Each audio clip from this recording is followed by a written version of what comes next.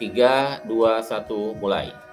Kasus 2, seorang teman sejawat, Pak David, sedang bercerita dengan rekan sejawat jika muridnya sering tidak konsentrasi dan mengantuk di kelas saat jam pelajaran. Sebelum pulang, di ruang guru saya menemui teman sejawat untuk diajak ngobrol santai. Saat itu, Pak Andi sedang duduk di pinggir lapangan olahraga.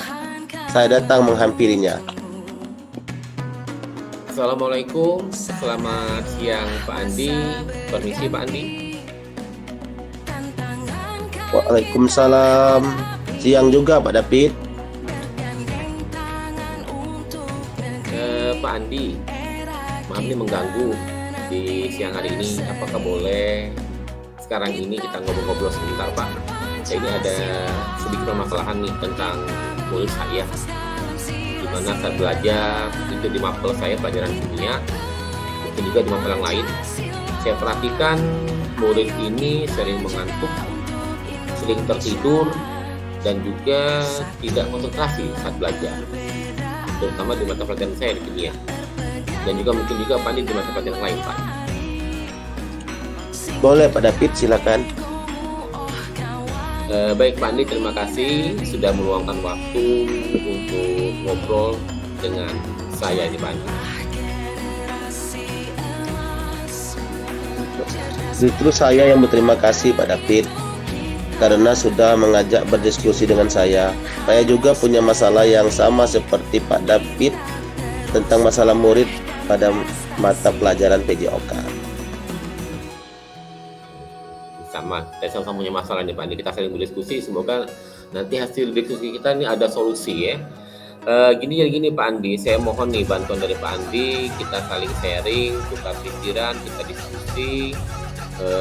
Ya kalau mau dibilang kesal, saya juga kesal nih Pak Andi menghadapi salah satu murid saya di kelas. Murid ini sering mengantuk, ya tadi sudah saya katakan sering tidur juga, dan juga tidak mau konsentrasi, tidak memperhatikan saya menjelaskan di depan kelas. Karena mata pelajaran saya mata pelajaran kimia, dan juga mungkin nanti saya katakan dialami juga oleh Bapak Ibu pada mata pelajaran yang lain Pak Andi. Baik Pak David, apakah Pak David sudah tahu apa yang menjadi permasalahan bagi murid tersebut sehingga sering mengantuk, tidur, dan tidak konsentrasi saat belajar pelajaran Pak David? Jadi gini Pak Andi, kalau yang saya tahu nih dari teman-temannya, saya juga sudah mencoba untuk bertanya nih kepada teman-teman yang kebetulan dekat dengan rumah si murid tersebut. Dari informasi yang saya dapat ini bahwa murid tersebut setiap malam, hampir setiap malam, mungkin karena pengaruh ekonomi keluarganya, si murid ini membantu orang tuanya Pak Andi berjualan minuman bandrek di depan ya, mungkin di depan lorongnya itu. Jadi dia bantu orang tuanya karena kemampuan ekonomi keluarganya kurang. Jadi setiap malam anak ini membantu orang tua jualan bandrek Pak Andi untuk membantu ekonomi keluarganya Pak Andi. Itu yang saya tahu Pak Andi. Jadi itu permasalahannya Pak David. Iya. Lantas situasi apa yang Pak David harapkan, yang Pak David inginkan dari anak tersebut? Kalau saya sih inginnya anak ini atau murid saya ini bisa saat belajar, dia bisa konsentrasi, bisa memperhatikan, kemudian tidak ngantuk lagi, kemudian dia tidak tidur di kelas lagi, dan juga dia fokus dalam proses pembelajaran Pak Andi. Itu yang saya inginkan. Maunya saya seperti itu. Oh, jadi itu Pak Davidnya yang Bapak David inginkan. Anak ini tidak mengantuk lagi dan konsentrasi, fokus dalam proses pembelajaran yang Pak David berikan. Agar murid ini tidak mengantuk lagi dan konsentrasi atau fokus dalam pelajaran yang Bapak David berikan, tindakan apa yang ingin Pak David lakukan? Kira-kira seperti apa tindakan usaha Pak David akan Bapak David lakukan terhadap anak ini? Yang pastinya Pak Andi, saya akan mencoba nih, langkah pertama yang akan saya lakukan, saya akan mencoba nanti memanggil si murid tersebut. Kemudian sudah saya panggil, saya akan memberikan pengarahan, memberikan diskusi sama-sama terkait dengan permasalahan yang dihadapinya. Kemudian nanti kalau saya boleh mengusulkan kepada murid tersebut, saya akan mengusulkan atau saya akan menyarankan kepada murid tersebut, boleh-boleh saja atau silakan saja dia membantu orang tuanya berjualan. Ya kita juga tidak bisa melarang Pak Andi karena ini merupakan untuk mencukupi membantu ekonomi keluarganya. Tapi saya akan mengusulkan kepada si anak ini boleh-boleh saja membantu orang tuanya berjualan, tapi kalau bisa nih diusahakan jangan sampai larut malam atau jangan tiap malam. Jadi dia tuh ada waktu untuk dia belajar atau mungkin dia membantu orang tuanya sampai jam 9, kemudian dia pulang untuk persiapan belajar sekolah besok, atau mungkin bisa di mana ya, hari ini dia bantu orang tua jalan, besok libur, atau di gimana yang menurut dia bagus lah. Intinya tidak sampai berakibat yang fatal bagi si anak tersebut. Sampai sebenarnya kalau dia terus seperti itu, dia akan berpengaruh. Yang pasti dalam proses belajar mengajarnya terhambat. Kemudian dia akan juga berpengaruh dalam fokusnya dalam menerima pelajaran dari guru.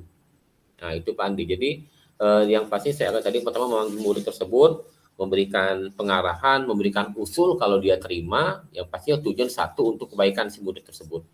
Kemudian saya juga nanti akan melakukan pengawasan, juga nanti bimbingan, dan juga akan terus memantau perkembangan si murid tersebut, Pak Andi. Oh, jadi itu Pak David ya. Iya. Kalau Pak David menilai proses yang telah Pak David lakukan ini, yang dari apa yang Bapak David sampaikan tadi, Pak David menilai diri Pak David sendiri, Pak David masuk dalam skala berapa kira-kira menurut angka 1 sampai 10? Sampai 10, oke.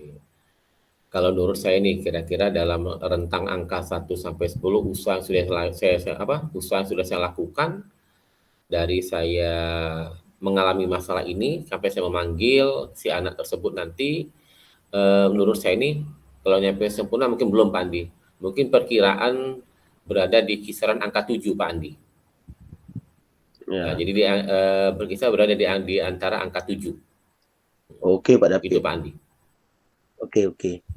Dari skala angka 7 ini rencana ke depan Pak David ingin mencapai skala angka berapa kira-kira? Atau mau bertahan di angka 7 ini lah atau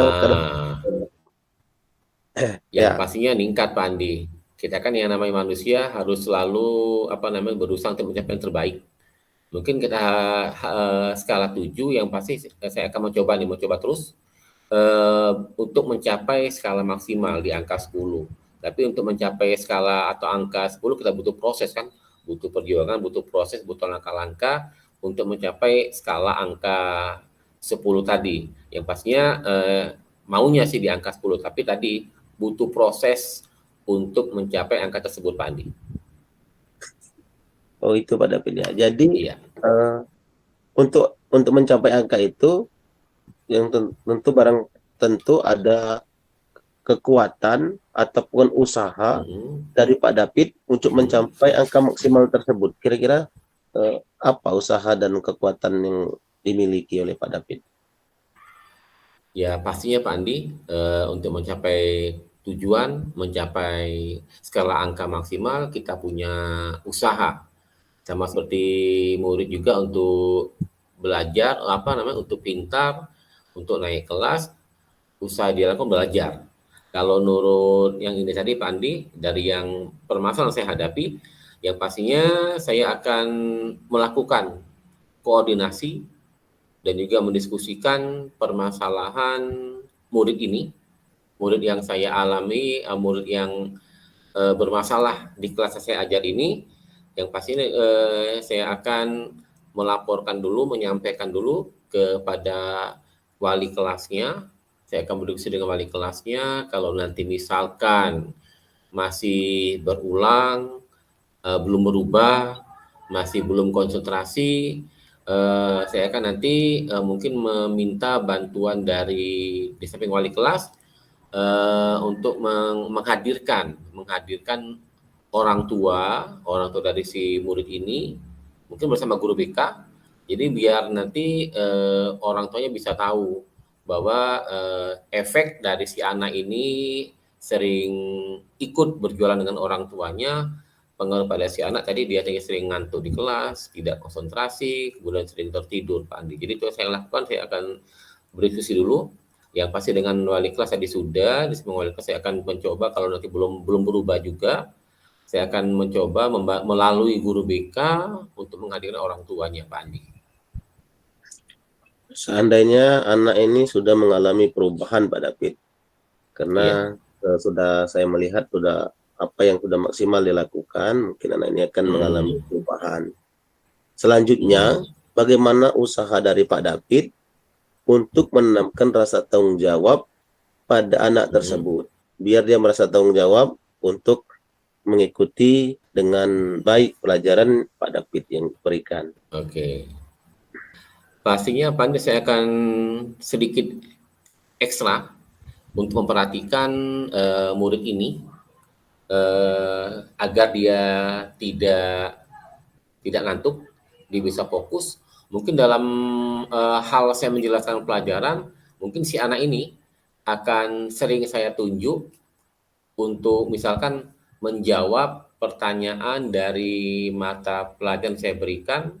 Saya akan tunjuk si anak ini agar si anak dapat berperan aktif dalam proses pembelajaran, sehingga dengan demikian kalau dia sering kita tunjuk, sering kita ajak, sering kita tanya, kemudian sering kita perhatikan, mungkin dengan hal itu dapat membuat si anak ini yang tadinya mungkin merasa gurunya cuek, saya tidak diperhatikan, saya capek, ngantuk, enak kan tidur. Nah, mungkin kalau nanti saya terapkan hal yang itu tadi, si anak ini akan merasa bertanggung jawab, akan ada rasa tanggung jawab dalam dirinya bahwa dalam belajar kimia saya mungkin dari juga tidak hanya kimia, di mapel yang lain juga, intinya saya harus fokus, saya tidak boleh ngantuk. Nanti kalau saya ngantuk ditunjuk guru, saya nggak bisa jawab Pak Andi. Itu Pak Andi. Baik Pak David, sepertinya melihat apa yang Pak David sampaikan tadi, sepertinya Pak David sudah menemukan solusi yang tepat untuk mengatasi permasalahan yang Pak David hadapi. Oke Pak Andi, baik. Ya, sepertinya begitu sih. Seperti begitu. Terima kasih juga Pak Andi sudah meluangkan waktu untuk ngobrol, untuk diskusi dengan saya hari ini. Ternyata dari obrolan kita ini, saya juga melalui obrolan dengan Pak Andi, saya sudah menemukan solusi untuk mengatasi siswa yang bermasalah di kelas saya ini, Pak Andi. Assalamualaikum Pak Andi, selamat siang Pak. Sama-sama David, wassalamualaikum warahmatullahi wabarakatuh. Oke Pak Andi, selesai alhamdulillah. Mantap. Kira-kira. Mantap.